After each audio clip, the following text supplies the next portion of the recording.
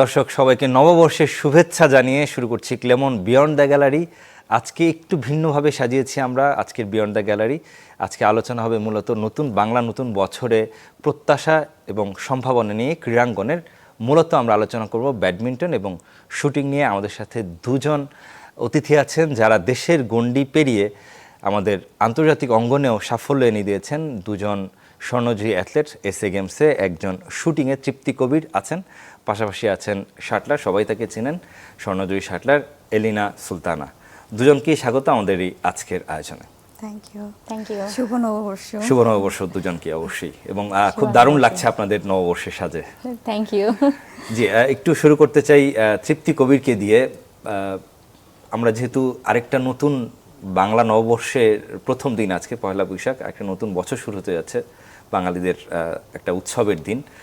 এই উৎসবের দিনকে কেন্দ্র করে আপনার কাছে কি মনে হয় যে, আমি একটু ভিন্নভাবেই যদি শুরু করি, যে গ্রামীণ খেলাধুলা, শুটিং কিংবা যেটা বলি ব্যাডমিন্টন, আমরা গ্রামীণ খেলাধুলা বলতে যেটা বুঝি একটা সময়, যেরকম যদি বলি যে কাবাডি কিংবা মোরগ লড়াই, এই ধরনের খেলাধুলাগুলো আপনার কাছে মনে হয় কি না যে আগের মতো আর নেই? ছোটবেলায় যেমনটা দেখতেন তেমনটা কি এই মুহূর্তে বা এই সময়ে এসে আপনারা লক্ষ্য করেন কিনা? না, ছোটবেলার মতো তো ডেফিনেটলি নেই, সব কিছুই কমপ্লিটলি চেঞ্জ হয়েছে। তবে গ্রামীণ খেলাধুলার ভিতর একটা আমার যতটুকু মনে পড়ে, আমি ভালোভাবে ওভাবে মনে নেই, ওভাবে বলতেও পারছি না, তো যতটুকু মনে পড়ে যে ও যে যেহেতু শুটিং পারপাসেই কথা বলছি, সেই জন্য যে মেলায় কিন্তু সবসময় ওই যে বেলুন ফুটানোর একটা থাকে না, যে বেলুন ফুটাবো ওইখানে ওপেন সাইড রাইফেল দিয়ে, তো ওইটা কিন্তু সবসময় আছে। ওই দিক দিয়ে বলবো ইভেন আমরা ঢাকার বিভিন্ন জায়গায় আমরা কিন্তু এটা লক্ষ্য করি। হ্যাঁ, যে 5 স্টার হোটেল থেকে শুরু করে একদম যে মানে মাঠে যে রাইট যে মেলাগুলো হচ্ছে, সেখানেও কিন্তু এই জিনিসটা আছে। তো বলবো যে এই দিক থেকে কিন্তু ঠিক আছে। জি, এলিনার কাছেও সেম প্রশ্নটাই থাকবে, যে আগে যে খেলাধুলাগুলো দাঁড়িয়াবান্ধা কিংবা গোল্লাছুট নিশ্চয়ই খেলা হতো কিনা? আপনি খুলনা থেকে উঠেছেন, খুলনায় সবসময়ই খেলাধুলা পেট্রোনাইজ করে থাকে, সেই খেলাধুলা এখন তুলনামূলকভাবে আপনার কাছে মনে হয় কিনা যে হারিয়ে যাচ্ছে? না, অ্যাকচুয়ালি এখানে আপনি ফার্স্টে যেটা বলেছিলেন যে কাবাডির যে বিষয়টা এবং শুটিংয়ের বিষয়টা তো আপু বলেই দিয়েছেন। আর কাবাডি যে বিষয়টা, কাবাডিও কিন্তু এখন অনেক মানে ভালো ফর্মে আছে। বাংলাদেশের কাবাডি টিমগুলিও তারা অনেক ভালো রেজাল্ট করছে। আর অন্যান্য যে গ্রামীণ খেলাগুলি যেমন গোল্লাছুট বা আদার্স যে খেলাগুলোর কথা বললেন, আসলে ওগুলি প্রায় বিলুপ্তির পথেই। কারণ আমরা খেলেছি, তবে আমাদের বাচ্চারা সেগুলি অ্যাকচুয়ালি এখন দেখতে পাচ্ছে না, দেখতেও পাচ্ছে না, এবং তারা জানেই না অ্যাকচুয়ালি। হ্যাঁ, এক্স্যাক্টলি, সেগুলোকে আসলে পেট্রোনাইজেশনের ব্যাপার রয়েছে। তৃপ্তি, আপনার কাছে কি মনে হয়, আপনি একজন শুটার, বাংলাদেশে যে কয়েকটি মানে ডিসিপ্লিন আছে তার মধ্যে শুটিং অন্যতম বলা যায়, যে আন্তর্জাতিক অঙ্গনে বিভিন্ন সময় সাফল্য এনে দিয়েছে এবং আপনি নিজেও দিয়েছেন। বর্তমানে শুটিংয়ের অবস্থাটা দেখে আপনার কাছে কি মনে হচ্ছে, এবং কোনো প্রসপেক্ট আপনি দেখেন কিনা এই মুহূর্তে এসে? আসলে এখন তো শুটিং ফেডারেশনের কমিটি চেঞ্জ হয়েছে, তো এখন অ্যাডক কমিটি আছে। অ্যাকচুয়ালি যতটুকু জানি যে এটাও চেঞ্জ হবে, নতুন প্রতিমন্ত্রী এসেছেন, উনি বলেছেন এগুলো চেঞ্জ হবে। তো চেঞ্জ হওয়ার পর আশা করছি যে ভালো কিছুই হবে। জি, এলিনা, আমরা কিছুদিন আগেই লক্ষ্য করলাম যে অনূর্ধ্ব 23 ক্যাটাগরিতে রিজিওনাল সাউথ এশিয়ান রিজিওনাল চ্যাম্পিয়নশিপে বাংলাদেশ প্রথমবারের মতো, আমরা যতটুকু জানতে পারলাম, যে 23-এর ক্যাটাগরিতে কখনো হয়নি। এর আগে 15-17-তে হয়েছে। বাংলাদেশ স্বর্ণ জিতেছে 2তে, এবং সিঙ্গেলসেও আমরা লক্ষ্য করেছি যে ব্রোঞ্জ জিতেছে, আমি যদি ভুল না করে থাকি, শিফাত এবং জয়ের হাত ধরে। তো এই সাফল্য তার আসলে কতটুকু অনুপ্রাণিত করবে অন্যান্য যারা শাটলার আছেন তাদের? আমাদের মানে বর্তমান যে ফেডারেশনটা চলছে, মানে এটা আমাদের ব্যাডমিন্টনের স্বর্ণযুগ বলা চলে। কারণ অ্যাকচুয়ালি আমরাও যখন খেলেছি তখন আমরা মানে ওরা এখন যে সাপোর্টটা পাচ্ছে, সেই সাপোর্টটা কিন্তু আমরা পাইনি। তারা এখন বিভিন্ন দেশে খেলতে যেতে পারছে, ইউরোপেও যেতে পারছে, বাট যেটা আমাদের জন্য স্বপ্ন ছিল। এবং একেবারে ইরান যুক্তরাষ্ট্র যুদ্ধের মাঝেই তারা কিন্তু খেলতে গিয়েছে। আর অ্যাকচুয়ালি আপনার মানে প্লেয়ার তখনই ভালো রেজাল্ট করবে যখন তার ফ্যামিলি থেকে শুরু করে গভর্নমেন্ট পর্যন্ত, ফেডারেশন, সবাই মিলে তাকে সাপোর্ট করবে। তো এটা অবশ্যই আমাদের জন্য মানে নেক্সট জেনারেশনের জন্য অনেক বেনিফিটেড বাংলাদেশ, যে আমাদের যারা এই রেজাল্টটা এনেছে, এবং পরবর্তীতে এখন তো আমাদের ভাতারও যে সিস্টেমটা করেছেন নতুন সরকার আর কি, তো এখন একটা কম্পিটিশনও বেড়ে গিয়েছে। তো সেই ক্ষেত্রে দেখা যাচ্ছে যে তারা আজকে গোল্ড এনেছে এবং তারাও চেষ্টা করবে যেন এই ধারাবাহিকতা বজায় থাকে, এবং যারা তার পরের ক্যাটাগরিতে আছে তারাও চিন্তা করবে যে আমরা তাদেরকে মানে তাদেরকে বিট করব, তাহলে ওই জায়গায় আমরা পৌঁছে যাব। জি, ভারত আমাদের একেবারেই পাশাপাশি দেশ এবং জিওগ্রাফিক্যালি তাদের শারীরিক গঠন আমাদেরও একই রকম। আমি যদি এই আক্ষেপেরও কিছু জায়গা আছে কিনা, এই মাত্র শেষ হলো ব্যাডমিন্টন এশিয়া কাপ, সেখানে আয়ুষ শেঠির কথা নিশ্চয়ই আপনারা জানেন। আয়ুষ শেঠি তিনি রানার আপ হয়েছেন। তো এত পাশাপাশি দুটো দেশ, ভারতের ব্যাডমিন্টন যেখানে গেছে, বাংলাদেশ আমরা এখনো regional, south Asian regional championship নিয়েই পড়ে আছি। এটা কিছুটা হলো আক্ষেপ এটা কিছুটা না, এটা আমাদের সবসময় আক্ষেপ। আমাদের আক্ষেপের মানে জায়গাটাও আসলে অনেক বড়, কারণ তাদের একটা প্রপার প্ল্যান আছে। আমাদের যেমন গভর্নমেন্ট আসে 5 বছর বা এরকমভাবে তাদের একটা প্ল্যান থাকে, তো প্রত্যেকটা ফেডারেশনেরই যদি এরকমভাবে একটা লং টার্ম তারা প্ল্যানিং না করে চলে, তাহলে সেক্ষেত্রে কিন্তু আপনার ভালো রেজাল্ট আশা করা সম্ভব না। আমাদের এটা আমি যখন নিজেও প্লেয়ার ছিলাম তখনও আমি বলে এসেছি যে আমাদের যদি লং টার্ম ট্রেনিংয়ের ব্যবস্থা করা না হয় এবং বেশি বেশি ইন্টারন্যাশনাল টুর্নামেন্ট পার্টিসিপেট করা না হয়, তাহলে খেলার মান ডেভেলপ হবে না। সো এখনকার সময় যেটা হচ্ছে যে আমাদের প্লেয়াররা মানে বেশি বেশি করে ইন্টারন্যাশনাল টুর্নামেন্ট পার্টিসিপেট করছে, যার কারণে তাদের র্যাঙ্কিংটাও এগিয়ে আসছে, এবং এটার রেজাল্টটা তো অ্যাকচুয়ালি আমাদের পুরো বাংলাদেশই দেখছে। তো এভাবে যদি আসলে আর আমাদের গভর্নমেন্ট থেকে যেমন আপনার ওরা ইন্ডিয়াতে আপনার যদি তারা নিজেদের মানে ডিস্ট্রিক্ট পর্যায়েও যারা চ্যাম্পিয়ন হয় তাদের কিন্তু একটা মানে গভর্নমেন্ট জব যেটার তাদের ব্যবস্থা করা হয়ে যায়, তো তাদের কিন্তু চিন্তা করা লাগে না যে তাদের ফ্যামিলি কিভাবে রান করবে। বাট বাংলাদেশ এখনো সেই পর্যায়ে যায়নি। আর যদি কেউ ভালো করছে, দেখা যাচ্ছে যে তাদের ন্যাশনাল চ্যাম্পিয়নশিপ পাওয়ার একটা সম্ভাবনা আছে, তাদেরকে দেখা যাচ্ছে যে বিভিন্ন আপনার এখন আর্মি বা পুলিশ বিভিন্ন টিমে তারা নিচ্ছেন, কিন্তু কোন পর্যায়ে দেখা যাচ্ছে যে তাদের ইয়েটা থাকছে সোলজার লেভেলে। তো অনেক সময় দেখা যাচ্ছে আমি যখন মানে খেলেছি তখন আমাকে সোলজার লেভেলে যদি তারা জবের অফার করে, তো আমার এডুকেশনাল ব্যাকগ্রাউন্ড, আমি যদি একটা মাস্টার্স কমপ্লিট করা মানে ছেলে বা মেয়ে, সে তো নিশ্চয়ই সোলজার লেভেলে চাকরির জন্য যতই তাকে অফার দেওয়া হোক সে করবে না। তো সেই ক্ষেত্রে যদি তাদের মানে প্রত্যেকটা মানে গভর্নমেন্ট অর্গানাইজেশন যেগুলি আছে তারা যদি তাদের এডুকেশনাল ব্যাকগ্রাউন্ড পারপাসেও চিন্তা করে, তো সেই ক্ষেত্রে যদি তাদেরকে অফিসিয়ালও ব্যবস্থা করা হয় যে না তারা এভাবে তাদের র্যাঙ্কিংটা র্যাঙ্কিং বলতে হচ্ছে খেলার র্যাঙ্কিং যাদের এরকম উপরে থাকবে তাদেরকে মানে এই পোস্টে চাকরির জন্য দেয়া হবে। তো এটাও যদি তারা একটু বিবেচনায় রাখে, তাহলে আমার মনে হয় যে তাদের যখনই ফিনান্সিয়াল সাপোর্টটা পাবে তখন তাদের পরিবারের কথা চিন্তা করা লাগবে না, তারা কিন্তু তাদের ওই খেলার চিন্তাটাই করবে। সো ডেফিনেটলি সে যখন উপকৃত হবে, দেশও তখন উপকৃত হবে। জি, আরেকবার একটু যেতে চাই তৃপ্তি কবিরের কাছে। শুটিং নিয়ে আপনার কোনো এই মুহূর্তে আপনার কোনো ভাবনা আছে কিনা? আপনি শুটিংটাকে, দেশে শুটিংটাকে কোথায় দেখতে চান আসলে? আমরা যখন আমাদের আগে যারা ছিলেন তারা কিন্তু খুব ভালো একটা রেজাল্ট করেছেন। তো আমরা যখন ছিলাম সেই সময় কিন্তু খুব ভালো একটা রেজাল্ট ছিল শুটিংয়ের। তো বেশ কিছুদিন হলো মানে বেশ মানে কয়েক বছরের মধ্যে কিন্তু শুটিংয়ের বেস্ট রেজাল্ট হচ্ছে না, মানে ভালো ক্যাম্প হচ্ছে না, ওভাবে দেশে টিম পাঠানো হচ্ছে না। তো এই জিনিসগুলো কিন্তু আমাদের সময় ছিল না, যার জন্য আমাদের রেজাল্টটাও বেস্ট ছিল। তো আমি চাই আমরা যেভাবে ট্রেনিং করেছি, বিদেশি কোচের আন্ডারে ট্রেনিং করেছি, সারা বছর আমাদের ক্যাম্প চলেছে, ইভেন মনিটরিং ছিল কেন খারাপ হচ্ছে কেন ভালো হচ্ছে, ইভেন ফুডিং ব্যাপার এখানে আছে, এখানে হচ্ছে প্রপার প্র্যাকটিসের বিষয়টা আছে, দেন হচ্ছে ফিটনেসের ব্যাপার আছে। যদি কোনো প্লেয়ার ফিট না থাকে তাহলে কিন্তু সে ভালো রেজাল্ট করতে পারবে না, জাস্ট ট্রেনিং করলেও কিন্তু হবে না, এই বিষয়গুলোও কিন্তু দেখতে হবে। সো আমরা যেভাবে পারফেক্টভাবে সব কিছুই আমরা এক্স্যাক্টলিভাবে করে আসছি, সো ওইভাবে এখন কোনো রকম মনিটরিং হচ্ছে না, যার জন্য কোনো রেজাল্ট হচ্ছে না। এবং পাশাপাশি ফেডারেশনের মধ্যে অনেক ধরনের দ্বন্দ্ব আমরা লক্ষ্য করতে পারি। শুটিং অনেক আমরা লক্ষ্য করলাম যে কোহলিকে বরখাস্ত করা হয়েছে, এবং শুটার এবং ফেডারেশনের অনেক কর্তাদের মধ্যে এক ধরনের দ্বন্দ্ব। হ্যাঁ, এটা চলে এসেছে বেসিক্যালি এইসবের জন্যই কিন্তু এইগুলো হচ্ছে। আমাদের সময় কিন্তু এইগুলো ছিল না, জাস্ট প্রপার ট্রেনিং। এখানে কিন্তু কোনো পলিটিক্স ইস্যু না।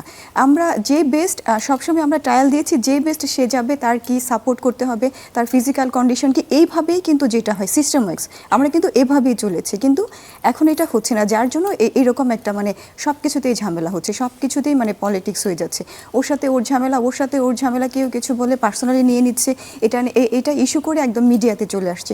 যে জিনিসগুলো কোনো ইস্যুই না সেগুলোকে ইস্যু বানিয়ে ওটা একদম মানে বিশাল করে নিউজ করা হচ্ছে। অ্যাকচুয়ালি একটা ইস্যু বানালে তো বানানোই যায়, আসলে কিন্তু এগুলো কোনো কিছুর ভিতর পড়ে না। এইগুলো করে আমাদের শুটিংটার মান সম্মান নষ্ট হচ্ছে, দেশে কোনো রেজাল্ট হচ্ছে না। ইভেন এই যে সরকার থেকে যে মানে কি বলে যে প্লেয়ারদেরকে যে মান্থলি যে টাকাটা দেয়া হচ্ছে, হ্যাঁ যেটা দেয়া হচ্ছে, আমাদের কিন্তু শুটিংয়েই নেই। যেখানে শুটিং ছিল বেস্ট, বাংলাদেশের বেস্ট ছিল শুটিং, আপনারা সবাই জানেন, সেখানে শুটিংয়ের কোনো নামই নেই।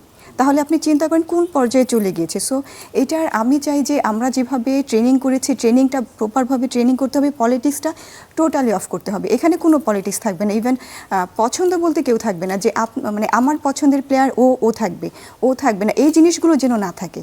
এবং যেহেতু নতুন ক্রীড়া প্রতিমন্ত্রী, তিনি নিজেও একজন অ্যাথলেট, সাবেক ফুটবলার এবং অধিনায়ক, নিশ্চয়ই তিনি অনেকটা বেশি ক্রীড়া বান্ধব হবেন অন্যান্য সব ফেডারেশনের জন্য, আমাদের সেই প্রত্যাশা থাকবে। আবার এলিনার কাছে যাচ্ছি, আপনার নিজের একটা, আমি যতটুকু জানি যে একাডেমি রয়েছে, সেই একাডেমির বর্তমান অবস্থাটা কি? সেখান থেকে পাইপলাইন কতটুকু শক্ত করতে পারছেন জাতীয় পর্যায়ে কিংবা আন্তর্জাতিক পর্যায়ে? যেহেতু এখন আসলে একটু গভর্নমেন্ট চেঞ্জেরও ব্যাপার এসেছে, তো এটা বর্তমানে আপাতত একটু মানে স্থির পর্যায়ে আছে।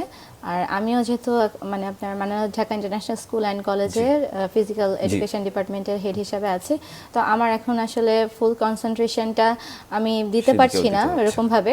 তবে ন্যাশনাল টিমের জন্য যখনই দেখা যাচ্ছে যে ট্রেনিং করানোর জন্য আমাকে বলা হচ্ছে, আমি তখন অ্যাকচুয়ালি আমি ন্যাশনাল টিমের তখন আর কি ইনভলভ হচ্ছি আর কি।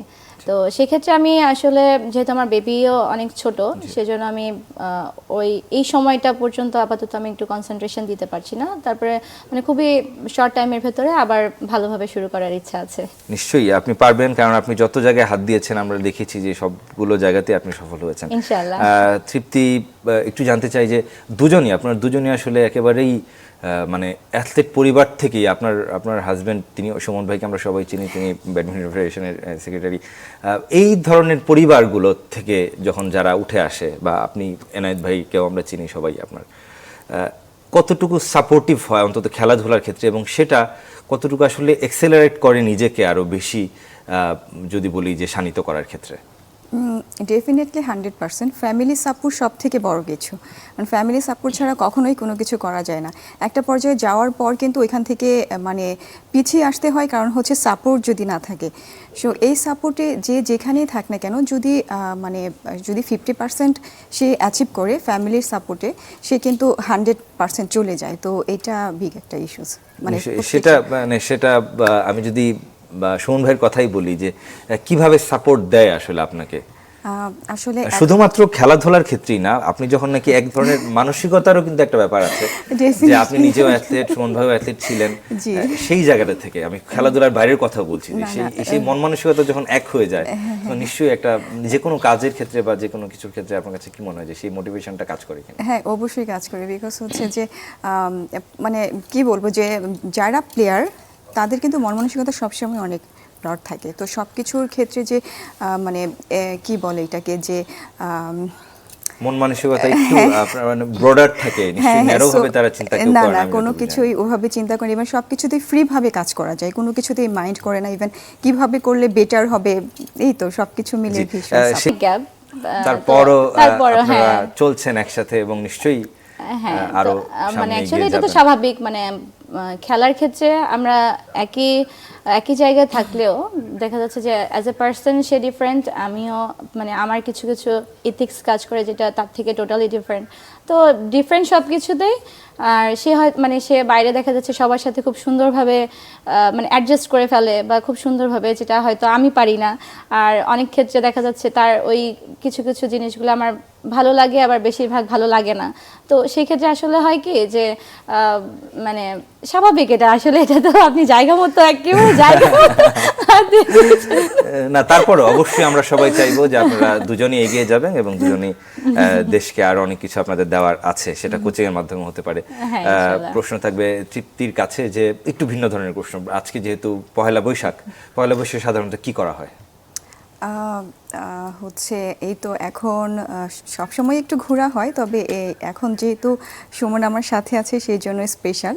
তো ওই তো আমার জন্য ওয়েট করছে, আমরা এখান থেকে বের হয়ে একটু খেতে যাব, তারপর একটু ঘুরবো, দেন হচ্ছে ওর ফ্রেন্ডের বাসায় যাব, সানোয়ার ভাইয়ের বাসায় যাব, হাবিবের বাসায় সুমন ভাইয়ার বাসায় যাব। এই তো পান্তা ইলিশ কি খাওয়া হয় কিনা? হ্যাঁ, আমাদের একেবারে খেয়েছি, ঐতিহ্যের সকালে সাথে। খেয়েছি। সকালে খেয়েছেন পান্তা ইলিশ? এলিনা, আপনি খেয়েছেন কিনা পান্তা ইলিশ? আমি খাইনি, আমার পান্তাটা অতটা পছন্দ না। আর প্ল্যান যেটা সেটা হচ্ছে আমার বেশিরভাগই এখন প্ল্যান থাকে আমার বাচ্চাদেরকে নিয়েই, কারণ বাচ্চার বাবা তো ঘুরতে ফিরতে মানে সে নিজেই ঘুরতে ফিরতে পারে, আমাদের সাথেও ঘুরে, তবে আমার ফুল কনসেন্ট্রেশনটা হচ্ছে আমার বাচ্চাদের নিয়ে। সো আমারও প্ল্যান আছে যে বিকালের দিকে আমার বেবিদেরকে নিয়েই বের হবো। তাদের ভবিষ্যৎ ইনশাআল্লাহ। পরিকল্পনাটা নিশ্চয়ই তাদের ভবিষ্যৎ পরিকল্পনা তারাই ঠিক করবেন। তারপর যেহেতু দুজন বাবা দুজনই ব্যাডমিন্টন মানে শাটলার, সেক্ষেত্রে তাদের ব্যাডমিন্টনের প্রতি আগ্রহ কেমন? অ্যাকচুয়ালি মানে ঢাকাতে আপনার পড়ালেখা কোচিং সব কিছু শেষ করে তারপরে আপনার কোনো একটা মানে আমাদের বাসা থেকে অ্যাকচুয়ালি স্টেডিয়ামটা তো অনেক দূরে। আমি যেমন খুলনা থেকে উঠে এসেছি, তো সেখানটাতে আপনার মানে পুরা দিনে আমি স্কুল করেছি, স্কুল থেকে সোজা চলে গিয়েছি কোচিংয়ে, কোচিং থেকে মা দাঁড়িয়ে থাকতো ব্যাগ ট্যাগ রেডি করে নিয়ে যে আমি প্র্যাকটিসে চলে যেতাম। বাট ঢাকা শহরে তো আসলে সেটা পসিবল না, কারণ একদিকে গেলেই পুরা দিনটাই শেষ হয়ে যায়। তো আমার ইচ্ছা হচ্ছে, আমার বড় মেয়েটা সে এখন ক্লাস 7-এ পড়ে, তো ওর ইচ্ছা, ওর অ্যাকচুয়ালি মানে খেলাধুলার প্রতি অতটা ঝোঁক নেই, তবে যদিও শুটিং অথবা আর্চারি মানে এই দুইটা অ্যাকচুয়ালি আমি মানে প্রেফার করি ওর জন্য, যে ওর যদি এটা পছন্দ হয় তো সে এটার ভেতরেই ঢুকতে পারবে। আর ছেলেটাকে আসলে আমার খেলাধুলা লাইনে নেওয়ার ইচ্ছা নেই। এর পেছনে কারণটা কি? আপনারা দুজনেই মানে অ্যাথলেট ছিলেন, এই যে কিন্তু অ্যাকচুয়ালি আমাদের প্যারেন্টসটা আমাদের পেছনে যে সময়টা যে শ্রমটা দিয়েছে, অ্যাকচুয়ালি আমরা তো ওদের পেছনে সেই সময়টা দিতে পারছি না, পারছেন না। এটাও কিন্তু একটা বড় রিজন। আচ্ছা, তৃপ্তির কাছে যে আপনার ভবিষ্যৎ পরিকল্পনাটা কি, আসলে আপনার চিন্তা ভাবনাটা কি? মানে কোন বিষয়ের উপর হবে? যদি আমি বলতে চাচ্ছি যে সন্তানদের ক্ষেত্রে কি ধরনের পরিকল্পনা আপনার আছে? না, আমাদের তো এখনো কোনো বেবি নেই, তো আমরা নেক্সট এটা নিয়ে আর কি চিন্তা ভাবনা কিছু করছে? অনেকে তো আগে থেকে চিন্তা করে রাখে যে আমি আমার সন্তানকে এই জায়গাটাতে দেখতে চাই বা এই অ্যাথলেট হিসেবে দেখতে চাই, সেই জায়গা থেকে বলছি আমি। যেহেতু ও শাটলার, আমি শুটার, সো আমাদের কেমিস্ট্রি কিন্তু ভেরি ভেরি নাইস। সো আমি চাই যে আমাদের ভবিষ্যতে যে আসবে সে ডেফিনেটলি শাটলার হবে। এই তো জি, অবশ্যই। তারপর আমরা কোনো কিছু আসলে চাপিয়ে দিতে চাই না সন্তানদের, নিশ্চয়ই তাদের ভবিষ্যৎটা তারাই ঠিক করবে, আমরা চাই তারা ভালো মানুষ হবে এবং তাদের ভবিষ্যৎ উজ্জ্বল হবে। এলিনের কাছে আবারও যেতে চাই, আমরা অনেক কথা বলছি আসলে ব্যাডমিন্টন এবং শুটিং নিয়ে, এর বাইরে আমরা লক্ষ্য করলাম যে পালাবদলে রাজনৈতিক পালাবদলে ক্রিকেটে কিংবা ফুটবলে যদি আগেই ছিল, আপনি এমনিতে কোন খেলাটাকে দেখেন কিংবা আপনি প্রেফার করেন যে আপনার ভালো লাগে ব্যাডমিন্টনের বাইরে? টেবিল টেনিস, ফুটবল ক্রিকেট না, টেবিল টেনিস। টেবিল টেনিসেও আসলে বাংলাদেশের প্রেক্ষাপটে খুব যে বেশি জনপ্রিয় তা কিন্তু নয়। সেই জনপ্রিয় জায়গাটা না থেকে- হলেও ওদের অ্যাকচুয়ালি কি আমরা তো একই মাঠের, মানে আমি একটু টেবিল টেনিস মানে ব্যাডমিন্টনের পাশাপাশি যেহেতু একই মাঠের, হাফ ওদের হাফ আমাদের, তো সেক্ষেত্রে দেখা যাচ্ছে যে অনেক সময় একটু সময় পেতাম যে ব্যাডমিন্টনের পাশাপাশি সেই জায়গাটা একটু থেকে আগ্রহ তৈরি সেই হয়েছে। জায়গাটা থেকে। আর যদি ক্রিকেট আর ফুটবলের ভেতরে আমাকে কম্পেয়ার করা হয়, করতে বলা হয়, সেক্ষেত্রে আমি বলবো অ্যাকচুয়ালি ক্রিকেটটা আমি প্রথম 2 ওভার এবং লাস্টের 2 ওভার দেখতাম, কারণ মানে আমার মানে আমার মনে হয় কি মানে দেখা যাচ্ছে যে ব্যাডমিন্টনটা তো অনেক ফাস্ট গেম, সেই ধৈর্য তো ওই শক্তি ধৈর্য আপনার- শক্তিটা থাকে না যে হয় ছক্কা মারো না হলে আউট হও, কিন্তু ওই যে সিঙ্গেল রান নিচ্ছে ওইগুলো আমার দেখতে মানে আমার ভালো আপনার লাগতো জন্য না। মানে টি20 হ্যাঁ, কিংবা তারপরে- টি10 এগুলোই হ্যাঁ, preferable। এইগুলো আমার হ্যাঁ। তারপরে টেস্ট ম্যাচ পছন্দ না। না, টেস্ট ম্যাচ পছন্দ না। পছন্দ না, হ্যাঁ। আর তারপরে হচ্ছে আপনার ফুটবলে যা বাবা গোল দে, এত লেট করিস কেন, এও গোল দিবে ও গোল দিবে, তাহলে না দেখতে মজা লাগে। এই পায়ে করে নিয়ে যাচ্ছে তো যাচ্ছে, আবার মানে ফিরে আসছে, যে বসে যে একটা ভেতরে একটা অশান্তি সব সময় থাকে, মানে যে এখনো এই- গোল এটা- হলো এই না উত্তেজনা বা এবং গোল হলো, মানে রোমাঞ্চটাও তো আসলে- এইটা মানে আবার এই যে ক্রিকেটে যখনই বসি, বাংলাদেশের খেলা দেখতে যদি বসি আমি বেশিরভাগ সময়, তখন দেখতাম যে আউট হয়ে যাচ্ছে, তখন আমার মনে হয় যা আমি খেলা দেখবোই না, আমি লাস্টের ওভারটা দেখবো, তখন সামনে এত প্রেশার নেওয়া যাবে না। বিশ্বকাপ ফুটবল কিন্তু আসছে, কে কোন দলের সাপোর্টার? ব্রাজিল। ব্রাজিল। তৃপ্তি? আর্জেন্টিনা। সাবাস, দুইজন দুই পক্ষের পাওয়া গেছে। এবং আপনার কাছে আরেকটা সেই প্রশ্নটাই, মানে খেলাধুলা কোনটা বেশি দেখতে পছন্দ করেন শুটিং এর বাইরে? ফুটবল ভালো লাগে, তারপর ক্রিকেট ভালো লাগে, এছাড়া সব খেলাই ভালো লাগে, এই দুটো একটু বেশি। বেশি দেখা হয় ফুটবলটা? ফুটবল দেখা হয়, ক্রিকেটও দেখা হয়। ক্রিকেট কি আপনি এলিনের মতোই যে শুধুমাত্র না না আগের না এবং না না না পরের? ওরকম কিছু না, আমার আপনি টেস্ট খেলা পছন্দ করেন? আমি সবকিছু পছন্দ, বিকজ আমার প্রচুর ধৈর্য আছে। যাক, শুটার না, অবশ্যই শুটার তো মানে Because- শুটিং এ হ্যাঁ, অবশ্যই হ্যাঁ, ধৈর্যটা হ্যাঁ, খুব বেশি খুব, ইম্পর্টেন্ট। এবং আপনি যদি কোনো কারণে মানে হাইপার হয়ে যান তাহলে শুট করা যাবে না, কোনো অলওয়েজ সবসময় কুল থাকতে হবে যত কিছুই হয়ে যাক। So, জি, অসংখ্য আমাদের সময় একদম শেষ হয়ে গেছে। অসংখ্য ধন্যবাদ দুজনকেই। দর্শক, শেষ করছি ক্লেমন বিয়ন্ড দ্য গ্যালারি। ভালো থাকবেন, সুস্থ থাকবেন সবাই।